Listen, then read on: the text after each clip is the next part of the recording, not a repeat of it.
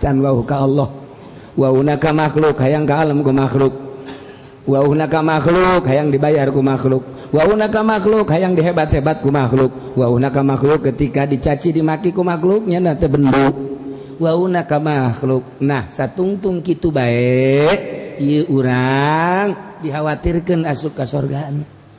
Bagus gerakanana batinna jore percis kos meuli kadu barang dibuka eueuh hiji-hiji acan eueuh da teh mah sakaranjang eueuh hiji-hiji acan tinggal incu bae karari mana bah kaduna mana bah eta kecewa aja di samping kecewa sedih kolot sedih ya Allah ya Rabbi tungtung napa panjumpaan tak baradeg teh sebab naon deuleu incu geus sarariap we kararetap ajunya na kieu-kieuan deui kan ka kadu ieu mah teu hasakna nu ieu mah buruk nu ieu mah aju paburiau nu ngadar kadu tah eta kan gara-gara katipu niki ge salat ge sarua datang ke akhirat engke jelema teh aya nu muflis cek Kangjeng Nabi kumaha nu muflis teh ketika manehna ditimbang amal kemudian aya batur anu kunyana pernah dizalim ngahutangnya na teu mayar atawa pernah dicabok atawa pernah dianiaya kan eta teh kumaha batur neangannyana nah tidinya amal-amalna dalim kututu mutlaqan abada wa natazabas lan fi mada zamani urang teu encan jadi jelema nu asli lamun can datang ka hakikat kakarek jadi jejelemaan sarua jeung sapi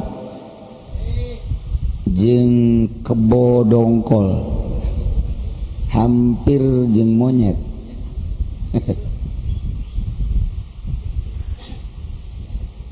jelema lamun can datang ka hakikat mah eta teh perasaanna masih kena perasaan biasa hewan encan boga perasaan manusia damandak polisi nangkep jelema lantaran polisina can berhakikat malah bersinga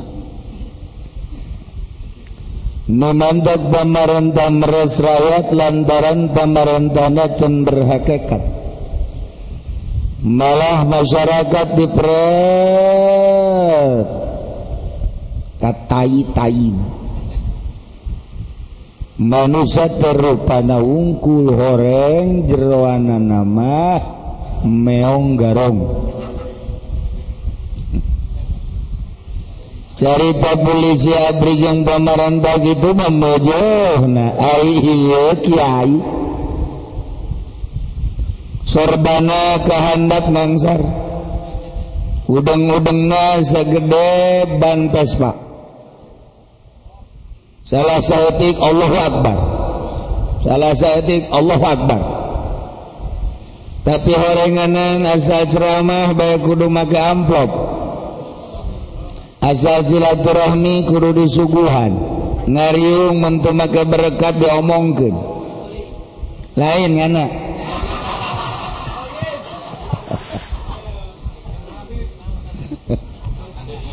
eta rupana doang horeng jelema orang Jerman nama monyet anu aya di Cisoka solear mentak lamun aja pendek ka solear di Boro ajar dulurna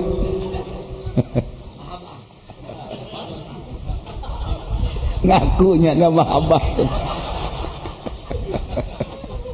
kalepasan ngomong abah jeung monyet sabodo kami matu ngan ngajalanan doang mentak ngomong gitu ge meureun aya akur-akuran zetik Gusti Allah gitulah jeung ahli hakikat Tenganggap jelemanya nama lantaran ahli hakikat manele urang teh geus kadeleuna monyet, kadeleuna buaya, kadeleuna maung, kadeleuna minimal kebo. Geus urang lamun can jadi ahli hakikat ayana di dinya. Wajar monyet dikanarakakeun. Wajar monyet kebo dikanarakat, wajar maung dikanarakat, geus wajar atuh DPR jakos monyet dikanarakat, wajar polisi jakos maung dikanarakat, wajar DPR jaokos naon deui okos buaya dikanarakat. Deres nyana makan neraka ke kiai wajar dikanarakakeun kiai lantaran nyana aya di golongan sapi banteng.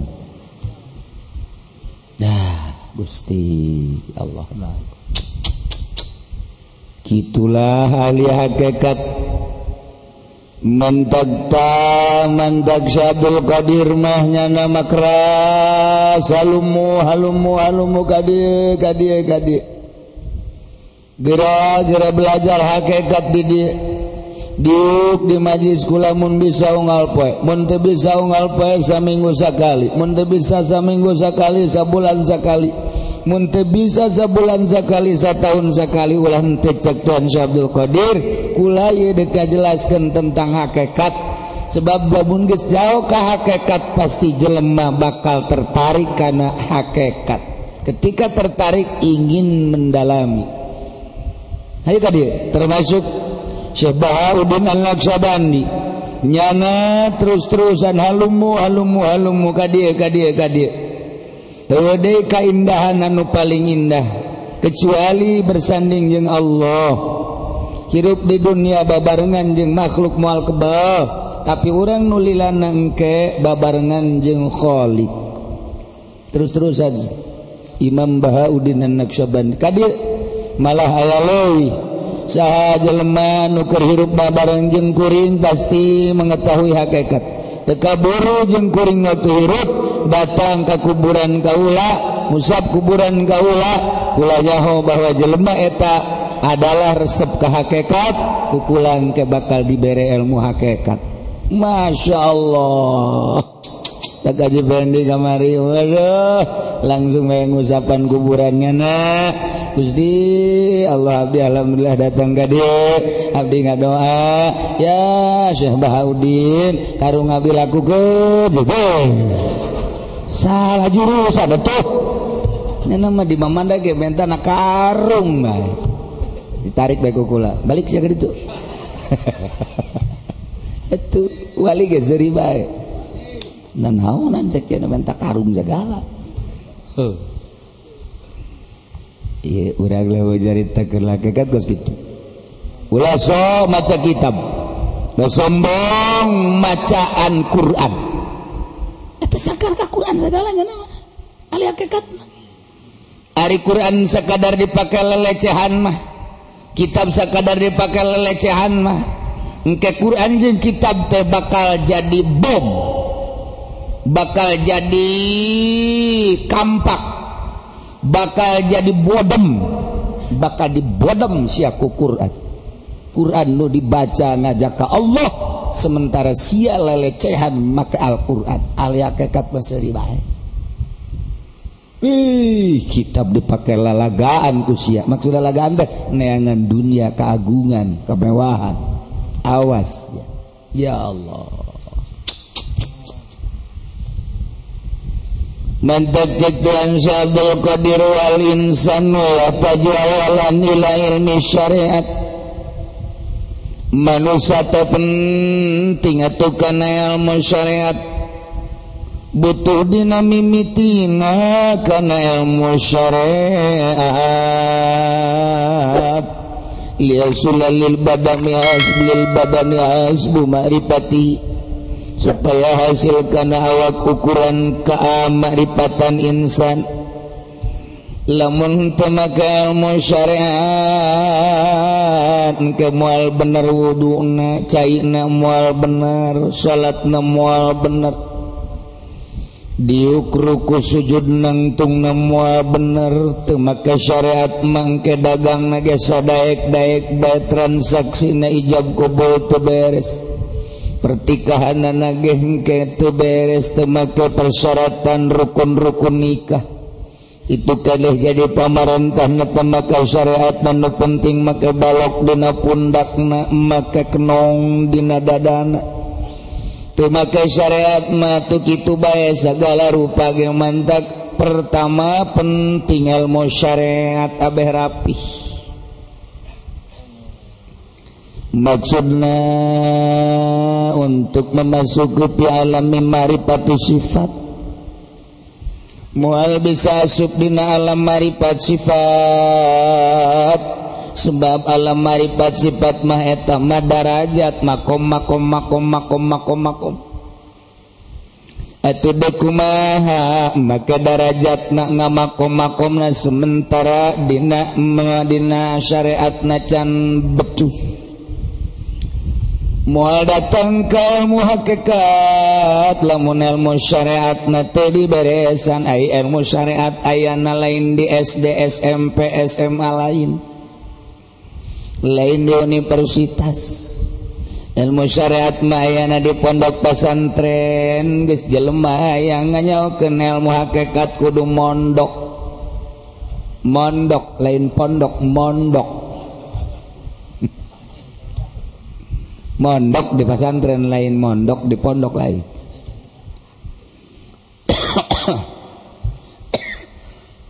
Mondok di pondok pesantren mengaji, ai mondok di pondok mangke dagang karung dioplos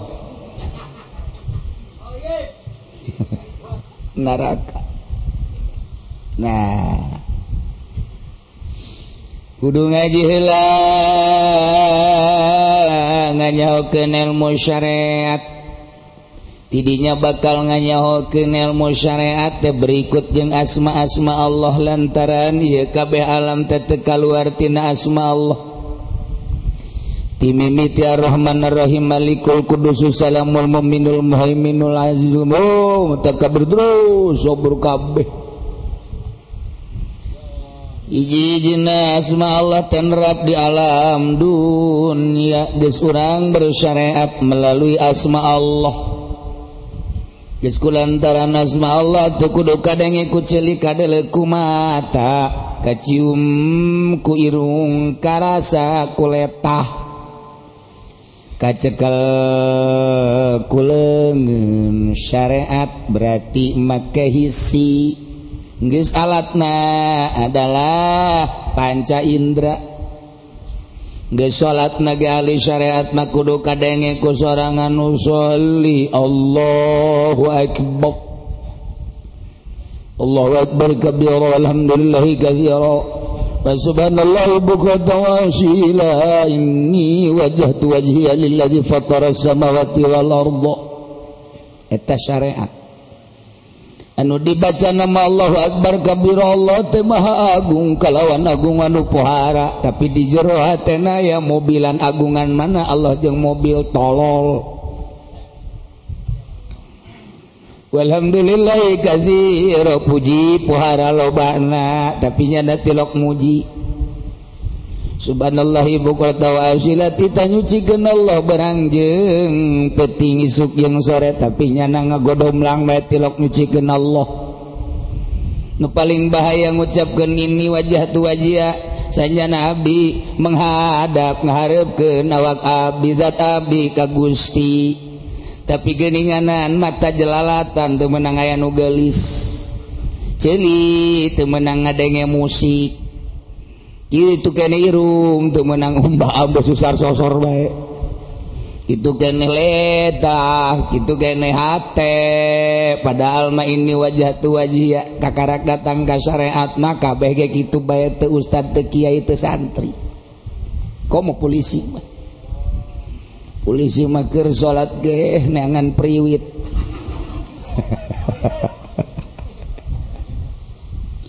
syariat indra anu main indra geus atuh jelema teu pasini bae soal syariat anu dilaksanakeun ku indra heh sia teu kadenge ku ceuli sia ulah urang sarewos ribut heh bener sia salat tuh leungeunna sedekapna nu bener ribut heh rukunna nu bener atuh sia rukunna kudu kos kieu ribut sujudna ribut ngaributkeun zahir teureun-eureun terus bae datang ka kiamat zahir diributkeun bae waktu jangan nyahokeun sifat Allah waktu jangan nyahokeun ilmu batin rugi ngaributkeun soal zahir soal sah teu sah soal mutamad dhaif soal arjah rajih itu nu diurusan terus soal eta bae teu eureun-eureun datang ka kiamat jeung moal eureun-eureun sebab kadeuleu ku mata nu mantap kudu boga patokan bae ulang-ulang ribut dek patokan bermazhab mana dek teu bermazhab masalah nu penting ulah ribut boga patokan ngaran aing mah pinter dek ngal mazhab sorangan bae ijtihad hek bae geus meujeunna mah cara Imam Ghazali teu bage mazhab cara Imam Bahauddin An-Naqsyabandi nya mah ngamazhab sorangan teu make mazhab ulah nyaritakeun mazhab geus pandai mah masalah di urang ge aya cenah PKS teu make mazhab rante supkeun ka sumur cor Muhammadiyah teu make mazhab sarua cor becus ente ribut mantagadu supaya ulah ribut urang mah ijtihad teu bisa atuh make mazhab sok pilih mazhabul arba'ah dek make maliki mangga hanafi hegae hambali heug bae meuk sapae mangga ribut ulah ya ribut masinikeun teu bismillah aing mah bismillah itu mah teu bismillah ribut batur mah geus nya napolo nya mangga ributkeun bismillah batur manggeus nyeun ulang alik ieu mah ngaributkeun kunut batur manggeus nyeun kapal selamnya mah ngaributkeun masalah usolli ngamasalahkeun marhaba ngamasalahkeun sayyidina angel ulah dianggap geus deuk ka Allah mah aing mah bermadzhab Syafi'i deuk ka Allah tegaling sih aing mah deuk ka Allah pek bae sia mah deuk make mazhab teu mazhab urusan sia aing mah aing deuk ka Allah deuk make mazhab Syafi'i titik batur yang sarikeun keun bae urang ulah yang sarikeun nya beres ketika akur jeung urang hayu teu akur aing mah bisa aing mah aing sia sia tanpa aya pacekcok aing mah deuk ka Allah di aing deuk ka Allah sia deuk ka Allah aing deuk ka Allah atuh hayu babarengan ayo tapi ulah make usul aing mandek make usul we geus ngarendeng sia-sia aing beres ayo deh kumaha di atuh urusan selera urusan keyakinan malakur zahir mah malakur zahir sebab indra selama make indra cak Haji Pendi tukang sapu geulis nya cak aing teu ih geulis jasa cenah ribut jeung Haji Firdaus gelis ente ulah ngaributkeun batur nu di imah gelis ente kudu nu di imah geus nini kabehan ge ulah diributkeun ribut bae moal aya beres-beres teh pokos kitu datang ka restoran nu hiji beki roti nu hiji teu ribut cak nu hiji euy urang mah teu ngeunah aja saja aing mah ngeunah ieu teu ngeunah ribut bae salilana urusan zahir mah urusan indra mah atuh ribut bae salilana terus bae moal aya eureun-eureun cek ieu ngeunah cek urang Uzbekistan mah ngadahar roti kos kitu ngeunah cek urang mah henteu cek urang Mekah mah eta teh korma teh daharnya mah urang mah lain cek urang Mesir eta teh nu dihijikeun teh naon ngaranna roti anu dihijikeun jero aya dagingan sagala rupa naon ngaranna burger heran mah dasar orang udik teh nyaho lain pur lain tah anu se digitukeun jerona segala daging segala rempah-rempah gitu kan hese ngobrol juga lembur hese kebab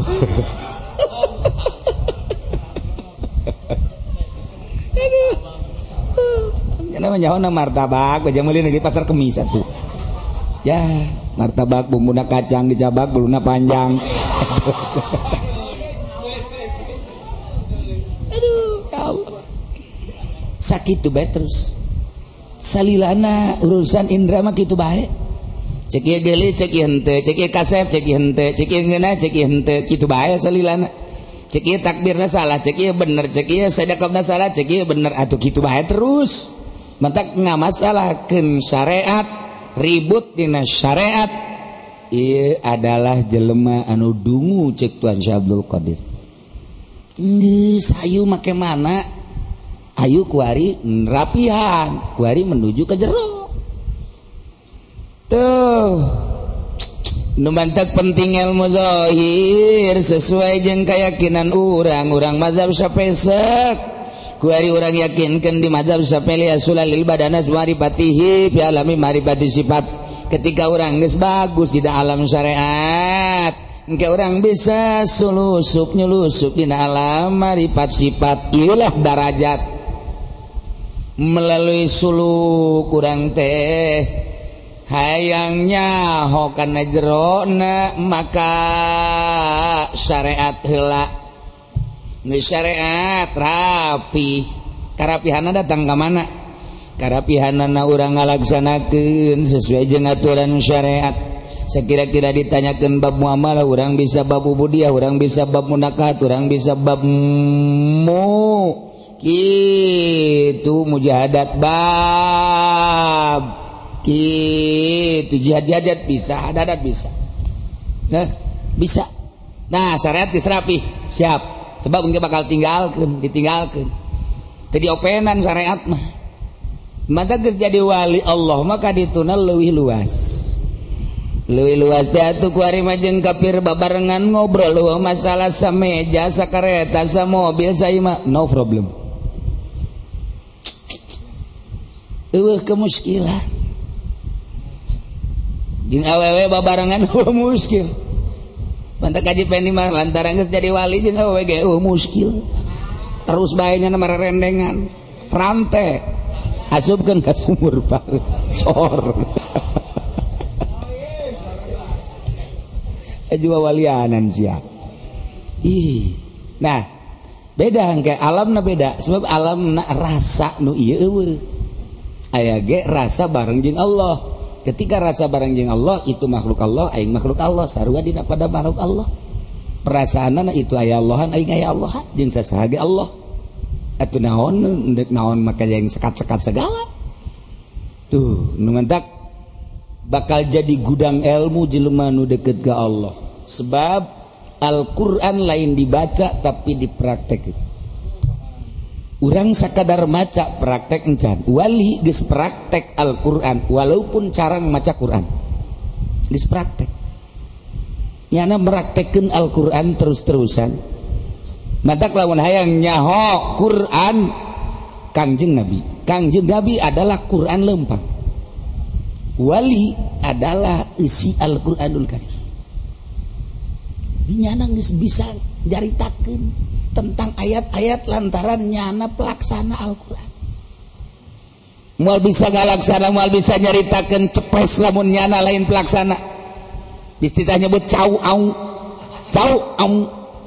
ca a teu bisa lain pelaksana jelema lamun can jadi abri moal nyahoun tentang pahit peurna ketika pendidikan kita lempang sabaraha puluh kilo manggul rangsal sabaraha puluh kilo manggul senjata kemudian tiarap kemudian lompat kemudian naik ke gunung kemudian tur terjun wah lain lalagaan ketika dak geus jadi karak geus jadi jenderal di bawah nyana kabeh urut aing kabeh lalaku Polisi ketika pendidikan emang tepah, tepeuheur teu pahit? Pahit.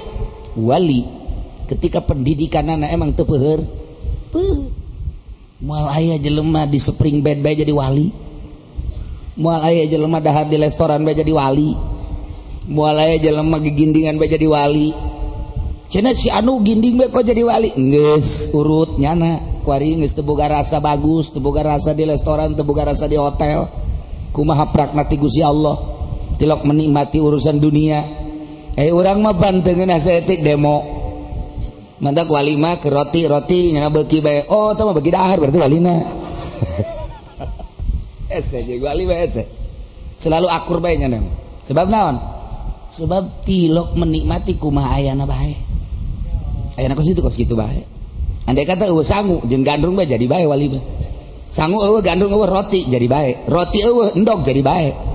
Endog eueuh cenah aya ge supermi leuwih jadi. Eueuh nanaon ieu mah cara kiana teh. Eueuh nanaon ieu mah aya ge jukut jadi bae wali. Jeung jukut ge jadi bae. Atuh bala-bala mah lain wali ge beuki.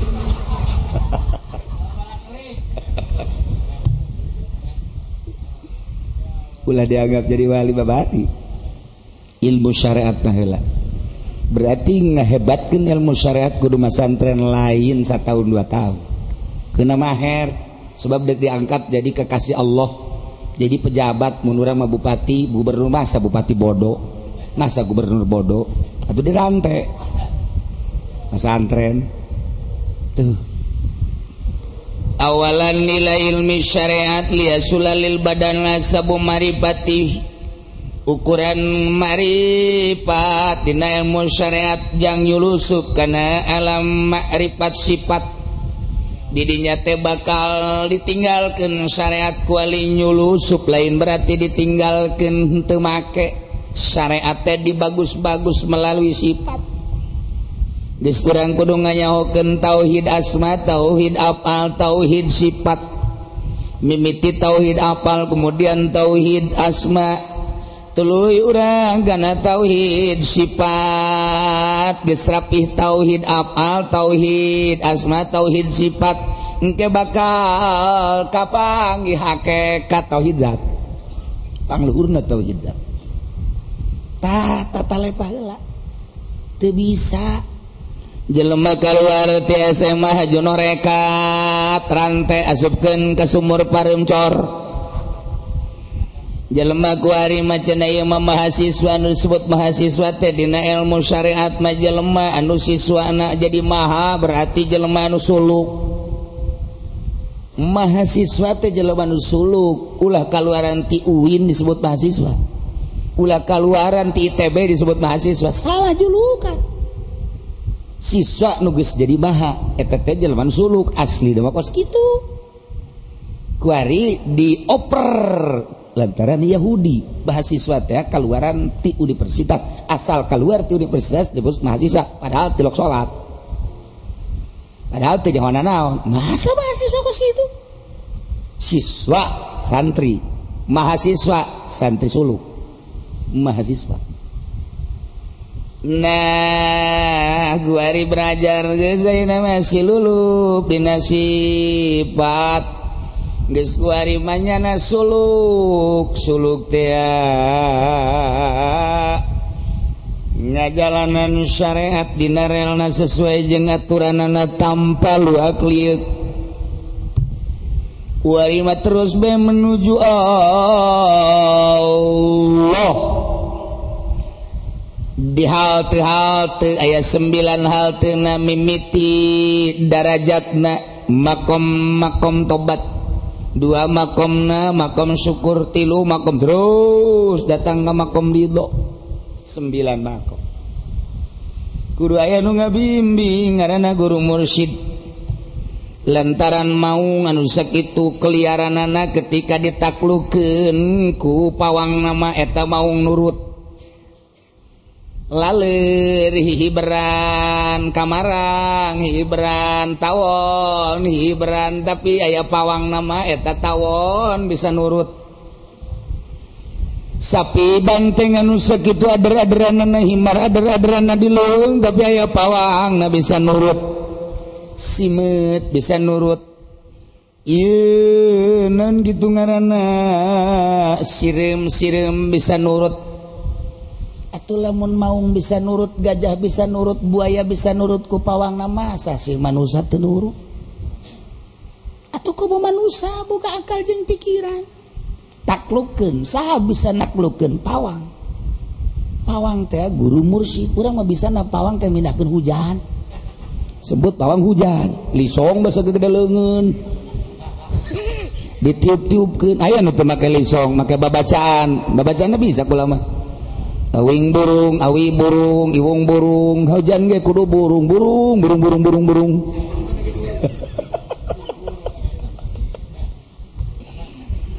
Iwung ge lamun ditebak jadi burung, moal jadi awi manya hujan ge teu burung, pindah, siap pindah. Pindah. Di burung-burung goreng. Ulah di dieu. Maksa hujan, sat, kerja hujan. Awi ge ditebak aya nu maksa. Teu buru. Teu. Ieu. Jadi syariat kuari torikoh melalui derajat suluk ngaran. Maksudna ninggalkeun kesenangan dunia ulama kepakaian anu bagus lantaran mawaria. Ulah dahar nu ngeunah lantaran maha poho ka Allah dunia 99,9% mawa poho ka Allah tinggalkeun dunia. Makhluk 99,9 ngagoda ka urang mun teu ngalem nyawa tinggalkeun makhluk. Dunia jeung makhluk ditinggalkeun menuju ka Allah. Ditinggalkeun teh kurang lompat asal kapal jeung jelema lain. Lain mun aya mobil urang lompat, aduh teh dikatabrakna. Maksudna hate lepaskeun ta'alluqna jeung dunia, hate lepaskeun ta'alluqna jeung makhluk. Ta'alluqkeun ku ari Allah. Dibimbing ku pawangna ulah luak liuk sia melalui pawang ieu laksanakeun sok aya pawangna ditaklukkeun ku pawang. Lagi begades cak pawang lagi begades nyuruntul kurang aja nyuruntul aya pawang saya pawang mau nganu sakitu galak ku pawang mah taluk jana ditumpakan mau gajah ditumpakan di taman mini gajah tuh di ditutuh di taman safari ngigel gajah ditumpakan ku Haji Pendi gajah ngigel Haji Pendi ngigel. Atau emang sabangsanya nama rohna jeung gajah jadi ngara rigel kontreng tuh bisa takluk tawon takluk segala takluk ku pawang. Ieu manusia ge ditaklukkeun ku guru mursyid. Siapa boga duitnya? Siapa boga duitnya 100 jutanya? Mun nang ngajual taneuhnya kadiakeun ka mama. Boh. Mama mal jadi sia ka jeung ko. Kadiakeun. Mamanya duku mama sia. Wah, kadiakeun jang mama. Lamun teu percaya ka mama mal jadi. Kudu nurut ka mama. Aduh, jangan teh mama mana kos kitu amat, moal jadi wali. Kudu percaya heula bahwa eta mursyid. Setiap mursyid berarti geus teh hayang dunia. Ketika jadi hayang dunia nyoba doang. Engke geus jadi mah diserahkeun deui tah duit sia 100 juta nu baheula dipentat ku mama tah leg-leg ku sia. Jimbung ku ari mah tuh keur ieu mah sia hayang kadu ku ari mah hayang. Kumaha lamun mamana nyokot aja ku mama pake beli mobil rantai mamana. Tah mama nukan. Lain nyoba tah berarti mamana ileg-ilegan tah mah tuh. Tuh bis lain gitu. Sanajan dibelikan ge bakal diganti. Saja dibelikan lain, enggak deleuna doang. Ieu nafsu datang ka mana? Nafsu datang ka mana? Make cincin bagus. Kadiakeun yang mama. Mama memakan buara ragus. Nya nama teu beunang make. Kok kitu amat asal boga pikiran kitu amat mal jadi. Sebab daun pawang panjang nama. Awas ya, ku pawang bahaya, disintek sia ku pawang. Mun make samping bagus, kadiakeun jang aing jang mama nu make. Aja semua ka kolor we. Deuh budak.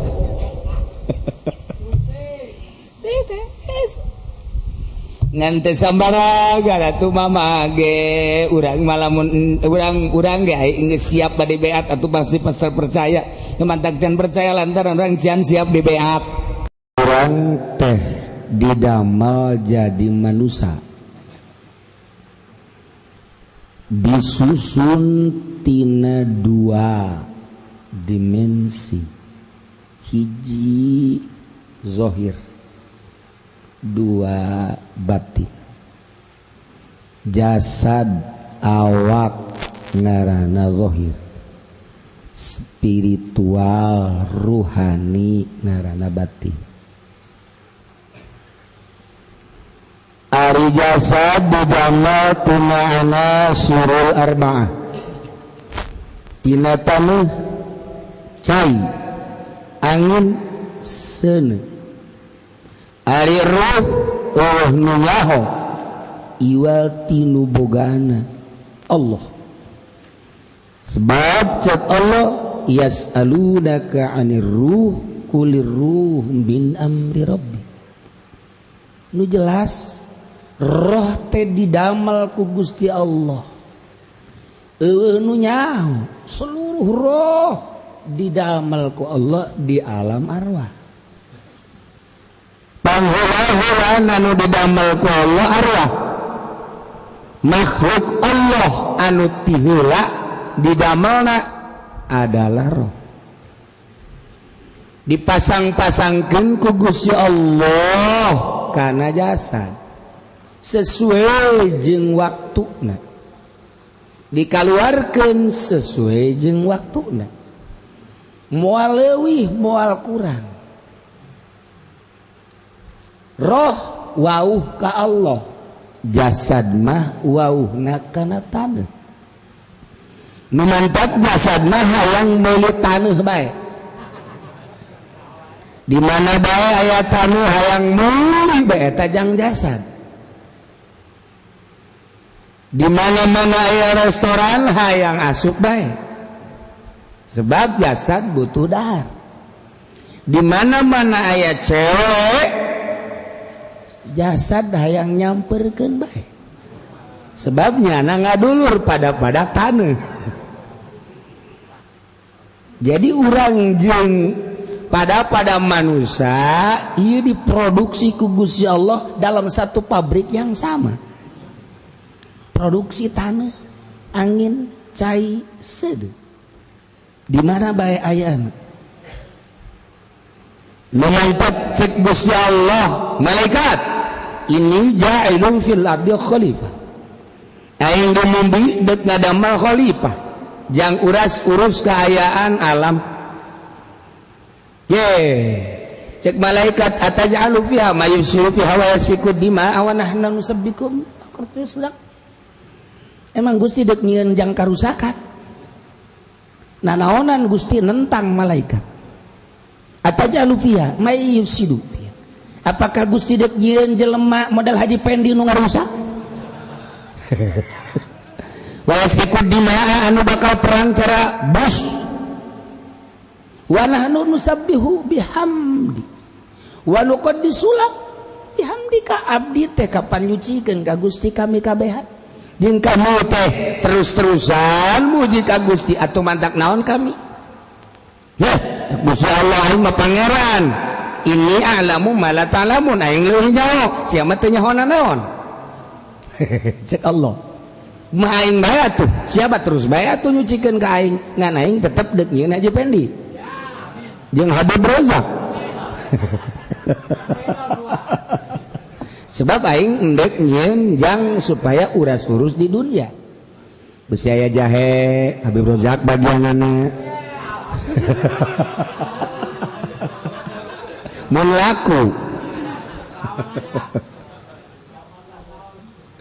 nyalakeun atuh cek malaikat aya kos kitu mah mangga ya asup roh sup sesuai jeung waktu-waktuna di zaman saha bapak urang baheula aki urang di zaman Bung Karno bapak urang di zaman Pak Harto urang kuari di zaman presiden terkecil sedunia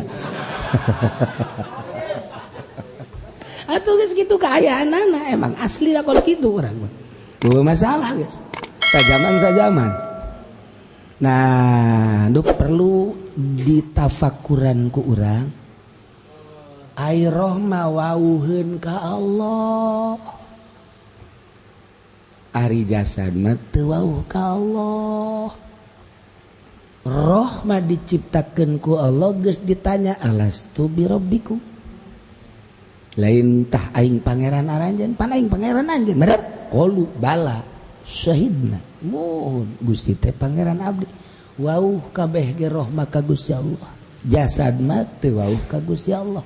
Ketika diasupkeun roh kana jasad diberelah nafsu. Lamun roh diasupkeun ka jasad eueuh nafsuan cara malaikat. Tapi lamun roh diasupkeun kana jasad pinuh ku nafsu, bahkan ngaleuwihan tina sagala-gala sarua jeung iblis. Geus aya manusia anu ngakuran ka malaikat lamun nafsuna eleh, aya manusia ngakuran ka iblis lamun manusia eleh ku nafsu. Rata-ratana eleh ku nafsu. Contona model si eta eleh ku nafsu.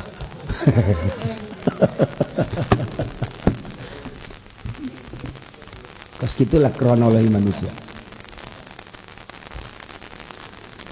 Lantaran rahmat Allah ketika roh diasupkan kana jasad teh aya nafsuan,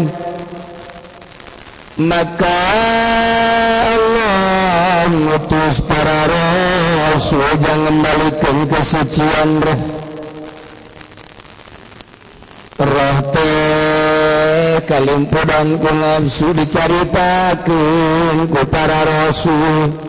Sing hade cek para rasul di zaman Kangjeng Nabi Adam datang ka rasul terakhir Kangjeng Nabi urang Kangjeng Nabi Muhammad sallallahu alaihi wasallam nya nyaritakeun kana keaslian ron wa ka Allah. Ari jasad mah teu wauheun ka Allah, mantak ketika dicabut roh jasad mah dibalikeun asal tina taneuh kana taneuh minha khalaqnakum wa minha nu'idukum wa fiha nukhrijukum taratan ukhra. Itana manusia didamel, itana manusia dibalikeun ka taneuh deui, itana dikaluarkeun deui. Ari roh kaluar tina jasad. Lamun roh wau ka Allah langsung berhadapan jeung Gusti Allah jaga suau. Lamun roh teu wau ka Allah nya nande ka mana atuh ja ka Allah ge teu wau. Berusaha da ka Allah ge atuh pan teu wau. Begitu naik ka langit ka hiji bongan teu wau ka Allah teu ditarima ku malaikat, dijejak deui ku malaikat, atuh datang deui ka handap jadi kuntil anak.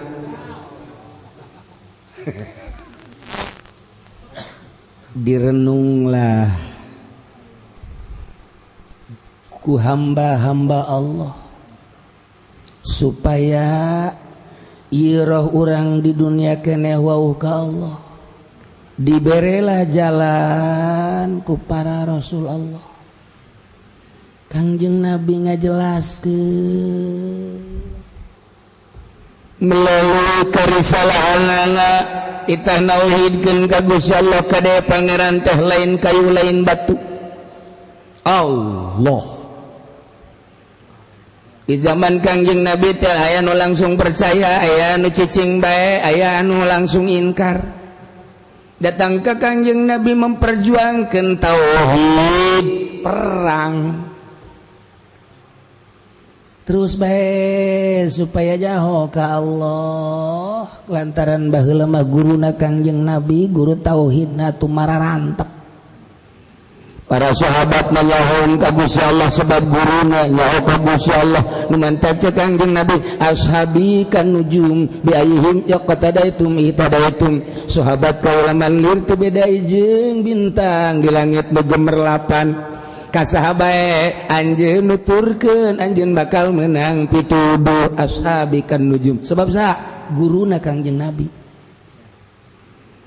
aya Kangjeng Nabi di guruan ku para sahabat ngaguruan ka muridna ngaranna tabiin haneut keneh guruna para sahabat pasti wauh ka Allah atba tabiin ngaguru ka tabiin pasti wauh ka Allah sebab guruna haneut keneh mantak cek Kangjeng Nabi khairul qurun qarni pang bagus-bagus ya kurun-kurun kaula sebab kaula mah anu nyampaikeunana dengan wauh ka Allah terus sumayalihi terus nu nyanding ka kaula para sahabat sumayalihi terus para tabiin sumayalihi para atba tabiin eta mah hade eta mah baragus kabeh sebab guruna bararagus barang ngaji pending ngaguru ku ari ka kiai nasub Golkar atunyana aja di sekretaris Golkar haju syukuran deh alhamdulillah berkat tasuk Golkar jalan jadi bagus tolol ente eta tolol ih kayak nyawa jelema eta saya aduh ya Allah ya Rabbi syukuran alhamdulillah jadi jelema di jero salah dia teu ngarasa salah masyaallah eta akibat naon guruna mendaca kabata muridnya kanyaoan asal aya kopeana anu rada tangga setik aju ieu calana putih sampingna ditekeun ka luhur jadi panjangan calana batan samping jelas ieu samping batur kanyaoan lamun aya jelema anu miring ieu miring make kopeahna oh ieu teh ieu nu mantak miring berarti ti guruna eta murid Haji Pendi miring rada saeutik kitu eleh main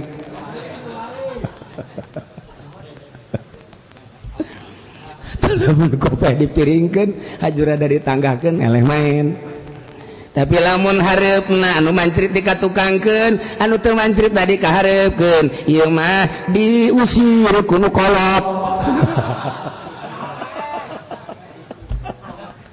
poho ya teh make kopeah anu mancrit ka tukang eta berarti nu nyandung haju salah balik diusir ku nu kolot kos kitu make kopeahna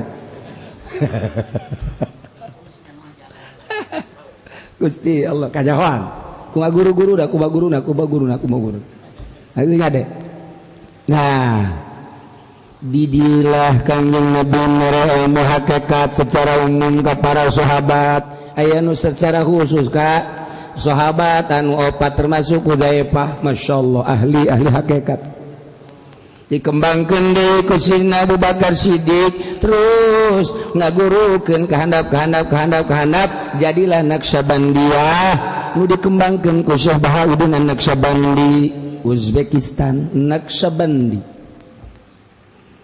kemudian anu la ilaha illallah la ilaha illallah dikembangkeun ku Sayyidina Ali ka Sayyidina Husain terus ka Ja'far terus Ja'far Shadiq terus datang ka Tuhan Syabul Qadir Al-Jailani disebut Qadiriyah etalah la ilaha illallah kaditu anu Utsmaniyah anu Ghazaliyah anu Syafi'iyah aya anu Tijaniyah aya anu Syatoriyah aya anu berbagai-bagai eta kana la ilaha illallah jak Sayyidina Ali agmid ainaika pereumkeun dua mata anjeun ali lisanaka tangtungkeun lisan anjeun qul Allah baca Allah Naqsabandi ngaranna sebab nyeuna jadi Naqsabandi padahal itu gitu geus kumaha nu nyieunna tarekat mah kuari ge lamun urang boga ilham ti Gusti Allah haju nyieun tarekat bisa bae tarekat Supendiah bisa bae kadituna muridna dagang karung bae nipu deui dagang karungna aduh Gusti Allah ragu supaya wau ka Allah abeh kaluarna roh langsung menuju Allah carana kumaha di dieulah wal insanu yatajawalan ila ilmi syariat. Kemudian manusia teh ngabutuhkeun kana ilmu atuh hayang ka Allah mah. Kemudian pertama ilmu syariat. Etalah maka pikir tauhidna tauhid sifat jeung asma. Ketika orang make tauhid sifat jeung asma, eta mah bakal kumalandang di alam dunia bersyariat. Sebab asma Allah moal kaluar tina nu kadeuleu ku urang, sifat Allah moal kaluar tina kadeuleu ku Allah. Jelema nangtung ditangtungkeun ku Allah, berarti eta teh aya kudrat Allah di dinya. Eta teh kudrat Allah, sifat Allah teh kudrat geus Allahna Maha Qadir. Sifat ma'anina kudrat, sifat manawiyana qadirat. Allah Maha Kawasa lantaran Allah kasifatan ku kudrat. Jelema nangtung diuk eta teh ku kudrat Allah jeung iradat Allah kadeuleu ku urang satungtung urang bertauhid maka sifat kurang bersyariat baik datang ka dieu syariat ngaran kurang salat maka pikir dititaku saha ieu titaku Kangjeng Nabi anu ngagerakeun nasa Gusti Allah kadeuleu ku mata kadenge ku ceuli Allahu akbar didinya aya pikihan didinya aya syariatan didinya lah aya tauhid asma jeung sifat. Lamun orang datang kadinya ngaranangan bersyariat doang. Ketika orang sholat Allahu Akbar, ieu miki ngaranna menanti Kangjeng Nabi dikembangkeun ku para ulama ijma ulama ngaranna. Sebab dina Al-Qur'an namangan sakadar kumu aqimus shalah laksanakeun ku anjeun salat. Aya eta ruku sujudna eueuh dina Al-Qur'an. Aya ge aqimus shalah wa atuz zakah warka'u ma'ar raki'in. Eta meunang rukun salat ti saha? Ti Imam Syafi'i. Ai Imam Syafi'i teh saha? Mazhab. Kok nyanyahoanan ti Kangjeng Nabi. Ai Kangjeng Nabi pernah nyaritakeun dina hadisna. Kumaha cek Kangjeng Nabi? Cek Kangjeng Nabi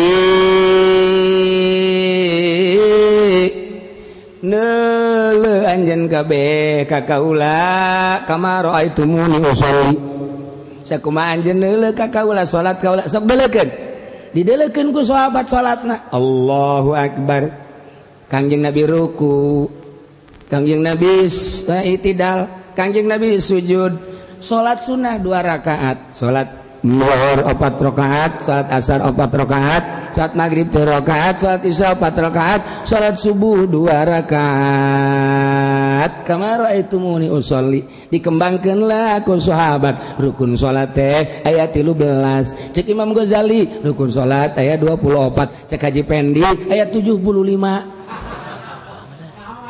Bajasa. Tah ieu guru sasar nu kos kieu. Guru sasar hese 75 lo teuing atuh.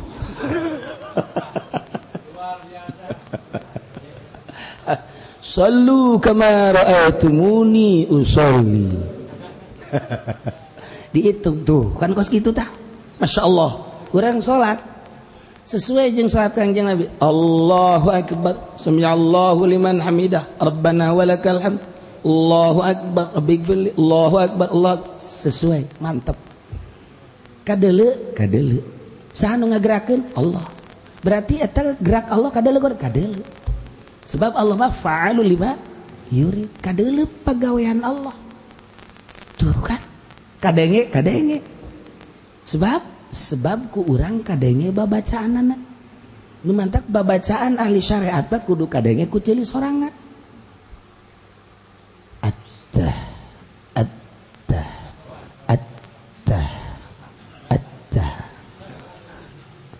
babaturan di tukang asak oh asak ya Gus teh ente datang ka salam langsung udang bae asak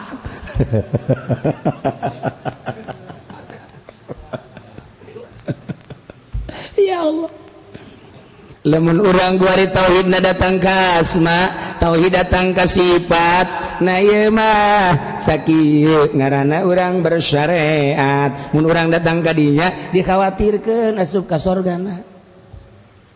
Sebab naon? Sebab eta teh can ngurusan batin, roh can diurus ku urang. Encan wauheun ka Allah, ka karak zahirna doang. lamun urang nyaritakeun zohir loba nu katipu balik zarah ti Banten balik zarah ti Buyut Mansur balik ka dieu di Palimaya nu dagang kadu baragus jasa kapan dibeli ku urang lantaran zohirna kadeuleu bagus jasa cucukna ge hararebat jasa ajukunya ge dicolok da ge make peso diasaan kurang amis horeng tungtung pesona geus dikaduan jeung geus digulaan amis kabeh bisa anta orang Pandeglang tupat tipuna coba cenah ieu korek set nya seungit nya amis coba nu ieu korek set nya seungit nya amis haju nyanana teu rek seuri bisaan heuh nu dipuna teu rek seuri sial jasa geus barariasa nipu mah atuh biasa bae nya teu seuri begitu diborong ku urang balik alhamdulillah karaknya na katipu sia ku aing balik kurang anak incu kabeh kade yeuh abatas jarah hayu urang murak aduh hayu baragus kabeh yeuh hayu purak hiji tek atah burak nu hiji tek buruk burak nu hiji tek komeng kabeh di purak kudu bener zahirna bagus jerona teu beres salat urang bagus jasa di komo urang lamun deuleu salat taji pendi masyaallah katipu urang bagus jasa Pak sholli fardhu zuhri arba'a rakaat Allahu akbar baih paharanya masyaallah Muammar Kadapi mah eleh beuh wah salat maghrib coba ge bareng yang haji pendi salat maghrib ya Allah keberatnya ada jadi imam beuh bagus jasa katipu teu sah tah urang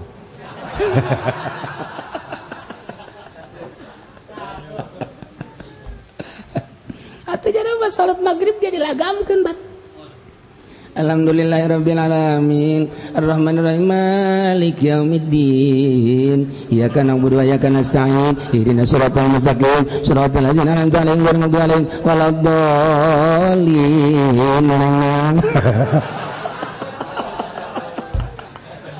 eta beres ya Allah aduh pohonnya kutub rabbani wal arifun subhana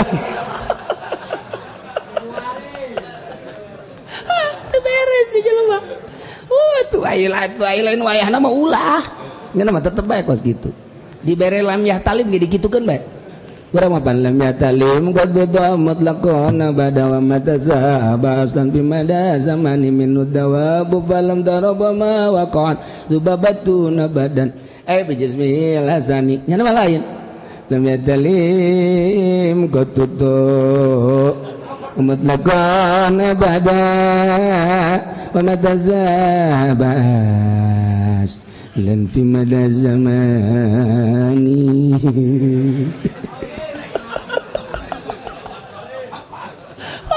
beres ya mata jadi orang lebah katipu ku jana mah zahirna bagus rukuna bagus sujudna bagus beuh pohara jasa geus makharijul hurufna hebat di dulu gerakan salatna bagus datang ka mimiti Allahu akbar datang ka salam assalamualaikum warahmatullahi wabarakatuh bah salah itu dah pajar nyolatin mait di bagus jasa tapi horeng jerona hayang ka alam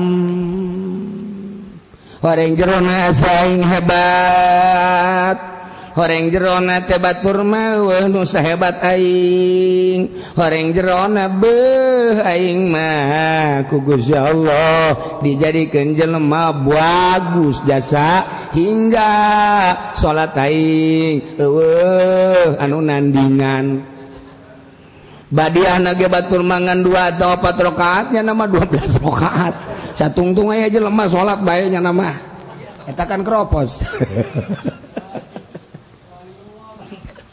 wali kebablasan nih wali can wau ka Allah wauna ka makhluk hayang ka alam ku makhluk wauna ka makhluk hayang dibayar ku makhluk wauna ka makhluk hayang dihebat-hebat ku makhluk wauna ka makhluk ketika dicaci dimaki ku makhluknya na teh bendu wauna ka makhluk nah satungtung kitu bae ieu urang dikhawatirkeun asup ka sorgaan bagus gerakan anak batin jore percis kos meuli kadu barang dibuka eueuh hiji-hiji acan eueuh da teh eta mah sakaranjang eueuh hiji-hiji acan tinggal incu bae karari mana bah kaduna mana bah eta kecewa aja di samping kecewa sedih kolot sedih ya Allah ya Rabbi tungtung apa nyumpaan tak baladeg teh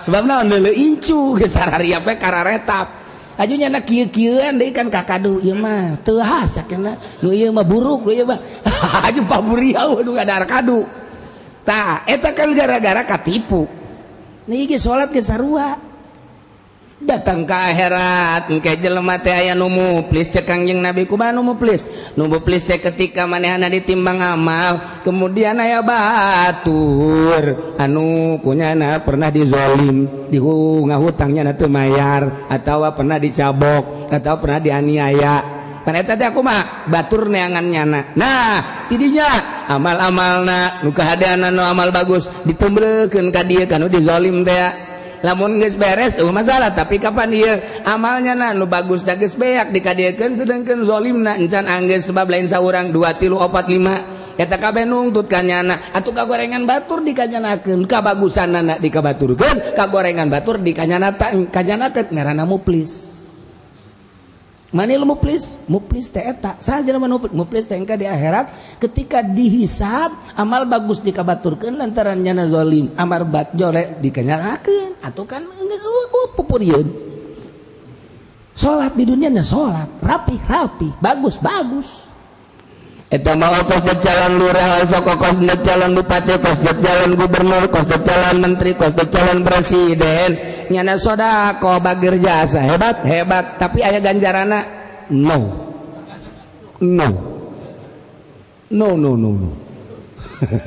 sebab naon henteu ikhlas lillahi taala wauna jeung makhluk hayang kalem ku makhluk teu hayang kalem ku Allah di kumaha atuh jadi cenah teh sodako tinggal sodako cenah miliaran tinggal miliaran sebab Al-Quran hak paten mukhlisina lahudi wa ma umiru illa liya'budullaha mukhlisina lahudi ya Allah hunafa wa yuqimus shalah wa yutuz zakah nah didilah ahli tariqah supaya wau ka Gusti Allah supaya zahiran wa batinan geus atuh ti syariat supaya datang ke hakikat melalui tariqah kawinkeun geula ge syariat jeung tarekat abengke berhakikat mulai ku ari ja syariat nama geus bagus syarat jeung rukunna geus nyaho gerakanna geus bagus tinggal tariqahna carana kumaha tuh nu tadi hayang kalem ku makhluk ku ari bilukeun supaya hayang kalemna ku Allah bisa seminggu mal bisa sebulan setahun terus bae usaha supaya ieu teh karena Allah lain sungut karena Allah mah tapi kesadaran jiwa anu tadi na boga rasa pangaingna sebab aing teh jabatan aya di aing gagah ya di aing kuari jabatan jeung gagah teh pamere Allah urang ka Allah keun gerage ilmu lain urang nu Allah jabatan lain urang titipan Allah gagah lain urang titipan Allah yu urang ka Allah keun gerage carana bicinan ujub lain sabulan 2 bulan naunan kulantaran hese maka ayalah praktekna riyadhah ngajar nafsu geus ngajam nafsu teh nafsu urang diajar anu batur-batur lelap geuna sare diajar ku urang nafsu teh sarua nafsu urang hayang hees maka ku urang diwarah sia ulah hees batur saat hees mane mah ulah sok urang zikir ka Gusti Allah ngajar nafsu ketika tiberang batur mah udangnya nama hees mantap keur ngaji ge batur mah udangnya nama hees bae eta keur riyadhah mendingan di kasumur pareumkeun siapa salah nerapkeun riyadhah si kos kitu tah mulai geus ku hari geus atuh uzlah teu bisa riyadhah teh di imah bae uzlah lamun Muhammadiyah nanaonan uzlah ja urang mati teh campur sebab cek Gusti Allah ini ja'ilum fil ardi khalifah encan apaleun anu kudu ngurusan teh saha motifna naon usilah heula menta Kangjeng Nabi nyontoan meme Kangjeng Nabi dakwah Kangjeng Nabi teh usilah heula ka Jabal Nur Kangjeng Nabi di Jabal Nur lain sapoe dua poe lain saminggu dua minggu bubulanan Kangjeng Nabi teh mentang mata merikeun beteung dimimitian ku Kangjeng sehingga lantaran mata teu pernah sarep saresa cukup saeutik bae ala kadar bari diuk kitu keneh beuteung teu disubuhan ku dahar ku minum pakaian saya aya maka diutuslah malaikat Jibril tuh alaihi salam kapanggih Iqra ya Muhammad ma ana biqari Iqra ya ma ana biqari Iqra ya Muhammad ma ana biqari tangkep ku malaikat Jibril baca Iqra bismi rabbikal ladzi khalaq khalaqal insana min 'alaq Iqra wa rabbukal akramul ladzi 'allama bil qalam 'allamal insana ma lam ya'lam malaikat Jibril hiber deui ka luhur ngageter-geter Kangjeng Nabi turun ka handap ya Khadijah zammiluni zammiluni zammiluni masyaallah kunaon eta ngageter menta kaji pendege pernah nyorangan nurutan Kangjeng Nabi aju kapanggih jeung muntah anak genderuwo atunya na ge sarua ka pamajikan aduh mama ieu kunaon ieu awak tari rizki orenganan nya nama kapanggih jeung genderuwo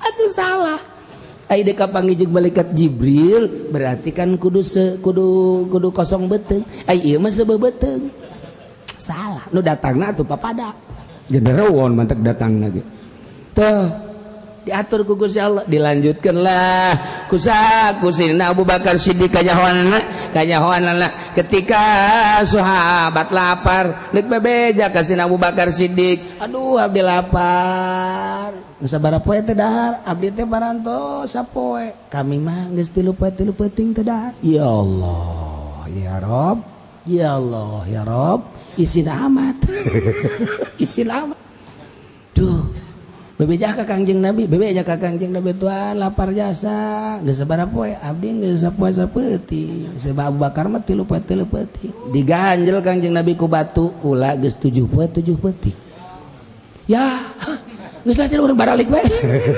baralik we teh akur ieu kos kieu mah tuh beuteung urang mah barang jadi kiai berkat teu ahad beuh pohara jas aya cau dileg-leg aya salak dileg-leg aya jeruk dileg-leg aya oncom dileg-leg sagala rupa dileg-leg atuh ieu mah panca Korea korosi jeung aing adik kakak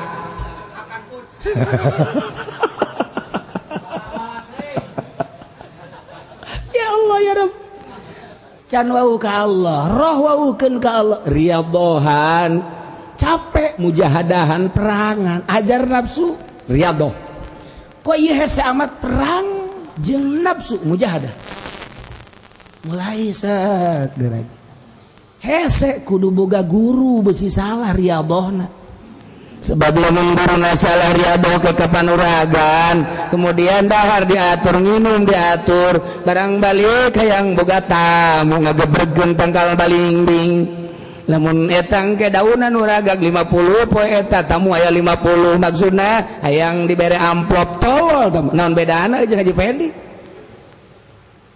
tuh salah riyadhah lepas gitu lillahi ta'ala ka Allah mulai guys urang warah gerak nafsu teh melalui thariqah jalan pintas ka Allah jalan khusus ka Allah mulai sesuai jeung aturan guruna penting hudang salat zikir berang gitu keneh sehingga dibere cara-cara riyadhah mujahadah jeung tafakur sebulan 2 bulan 3 bulan setahun ner-neran guari caang hatena lengkah-lengkahna menuju Allah anta maqsudi wa ridhaka matlubi a'tini ma'rifataka wa mahabbatak eueuh nu dipake ka hayang ku abdi hiji bae abdi mah hayang ka Gusti jol aya gubernur datang urang ndek aya jalinan jeung nyana cek cenah Gusti abdi mah teu jauh ke nu kos kitu Gusti abdi mah deuk ka Gusti bae kecuali duit da Gusti tah eta teh tololna tah eta tololna tah kos kitu tah henteu tah mah Habib hiji bae ka Allah Gusti jole nu sugi datang ka nyana nyanggakeun Gusti urusan deket pembeureun nyana teh erek jeung abdi kama mana segala rupa meureun hayang apaleun tapi Gusti abdi mah biasakeun be Gusti da maksud teh ka abdi erek ka Gusti datanglah segala rupa macam-macam dicoba ku Allah bener henteu sia deuk ka aingna torojol ieu torojol itu torojol ieu torojol itu lamun urang geus ka Allah istiqomah fastaqim kama umirta al istiqomatu khairun min alfi karamah abdi mah ka Gusti bae kakarak sia anta abidi anta habibi anta wali masyaallah masyaallah ya habibi ya Muhammad ya habibi tuginem ya habibi jore kan ya habibi ya Muhammad bagus ya habibi ya tuginem teh bagus nah sakallah sia jadi habib aing anta habibi anta wali dibere ku urang tanda kewalianna ku Gusti Allah tanda kehabibanana tanda kewalianana karomah mana istiqomah dina ibadah bari dibere lazat sewaktu-waktu dibere ku Gusti Allah pandangan-pandangan batin sewaktu-waktu dibere ku Gusti Allah dedengian-dedengian batin sewaktu-waktu ku Gusti Allah dibere asa di mana ieu teh sewaktu-waktu nyerah keluar tina alam kasat mata ka alam cahaya Gusti abdi teh lain eta maksud teh ka Gusti we hungkul heueuh cek Gusti ngan sia tanda bahwa sia wali aing tanda sia kakasih aing tetep aing bakal mere ka sia aing nyaho sia nama embung dibere eta tapi tetep bae aing mere ka sia mulai jelema kanyana cintaeun bari marenta berkah kajen kukumaha ge minta cai di barere bae ku aji pede wow nih air nih foto wah nu nyeri huntu kambuh nu nyeri beuteung pae aduh teu bisa dituturkeun wali mah lantaran nya mah geus teu kudu ngadoa deui di jero hatena geus Allah Allah Allah Allah Allah Allah geus bae hese jaritakeunana urang dunia kewalian mah naon sebabnya na geus riyadhah sebabnya na geus mujahadah sebabnya na geus muhasabah sebabnya na geus tafakur bari eta teh terus-terusan datang ka maot lain haju ditinggalkeun aing geus jadi wali ieu kuari mah geusan lain kitu terus-terusan maka laulanya ka Allah zahirna rapi amat sesuai jeung Fathul Muin batinna bagus amat lantaran kadeleunangan ka Allah doang ngariung teu dibere berkat tilok marah silaturahmi teu dibere berkat tilok marah ai si eta mah waduh hese ngapingna urang beda bae nu ieu mah cauna gede nu nya mah leutik masyaallah ngomong teu eureun-eureun sial jasatan kudu beri mumi ieu mah gede aing mah leutik goblok jatuh tolol sakitu ge dibere beda doang beda ngomong bae paneta mah tolol bin goblok tuh ajar cak cenah kumaha sih rapilah kuari zohiron wa batinan sahabat kuari nu bersanding nyana ngarasa tenang ngarasa aman nu sugih deket jeung nyana aman sebab teu pernah diusik kasugihanana nyana mah teu pernah menta kecuali nu sugihna ngahidmat babarengan jeung pemerintah ge teu pernah terusik lantaran nyana urang-urang urusan nyana bersanding jeung urang jeung nyana eta mah hayang kaiuhan doang urusan nyana ke pemerintahan urusan nyana budak letik jeung nyana mah ngarasa tentrem sebab terasa ternaungi pemuda-pemudi ngarasa tentrem jeung nyana mah terasa asa dinaungi kolot kabehan ge dek nini dek aki-aki sebab nyana teu wilah-wilah jeung budak jeung aki-aki jeung nini jeung nu sugih jeung nu susah pemerintah rakyat akur bae sebab dirina geus ka Allah mantep dipake karindu aju nyana embung nyana nama embung hayang lumpat bae ketikanya na lumpat aya jelema dek minta tulung ka nyana minta doanya na lumpat ku Allah ditegor siang geus embung kitu nulungan jelema pan sia teh wali aing kajenting capek keukeuh bae asa diparentah ku Allah teu kumaha coba yeuh geus kos kitulah dirina asa dikendalikeun ku Allah kitulah para wali Allah. Nah pamangkana yarju saha jelema nu berharap kapanggih jeung pangeranana di dunia keneh lain di akhirat sorga di dunia keneh geus karasa nu mantak sorga kabagi tilu engke bakalna aya sorga ma'wa dunya aya sorga naim kalazatan batin aya sorga aya ma'wa aya naim ngeunaheun engke bakal dicaritakeun di akhir enggak dibakal dicaritakeun di dieu ku Tuhan Syabdul Qadir di dunia kene urang geus ngarasakeun sorga wali Allah mah sorangan bae asa di sorga mata kaji pendi sok merenung bae sorangan da merenung sareng utang hitungnya ge hutang kabayar rencan ya falyamal amalan sholiha maka beramallah kalawan amal nu soleh soleh teh nu bagus bagus teh zahiron wa batinan zahirna bersyariat batinna bertorikoh bakal kumpul dikawinkeun syariat jeung torikoh berhakikat salat datang ke salat hakikat wudu datang ke wudu hakikat segala rupa berhakikat masyaallah wala yusyrik bi ibadati rabbih ahada ulah sok ngahiji-hijikeun ibadah ka Allah jeung nu sejen musyrik pan ieu ibadah sehingga musyrikan ria teh syirkul asghar mantak wala yusyrik bi ibadati rabbi ulah sok mangamusyrikeun ibadah ka pangeran ka hiji jelema masa ibadah si musyrik aya musyrik mah lain ibadah ka pangeran eta mah musyrik asli munafik ieu mah musyrik di jero ibadah ulah ria ulah hayang ka alam ku saha sebab jelema hayang ka alam ku makhluk lain ku Allah berarti musyrik syirkul asghar masyaallah tah nu mantak hayang kapanggih jeung Allah di dunia sok beramal soleh zahiron wa batinan ulah sok ngahiji-hijikeun ibadah salian ti Allah bakal kapanggih urang dicicingkeun di jannatun naim di dunia keneh mudah-mudahan orang kabehan dibere daek ibadah dibere ngeunah ibadah dijadikeun kakasih Allah dijadikeun habib Allah dijadikeun wali Allah atawa cinta ka habib Allah atawa cinta ka wali Allah sehingga orang dihijikeun jeung para kakasih Allah wa alamul ma'rifat cirian di dinya peranu panjang wallahu a'lam bissawab.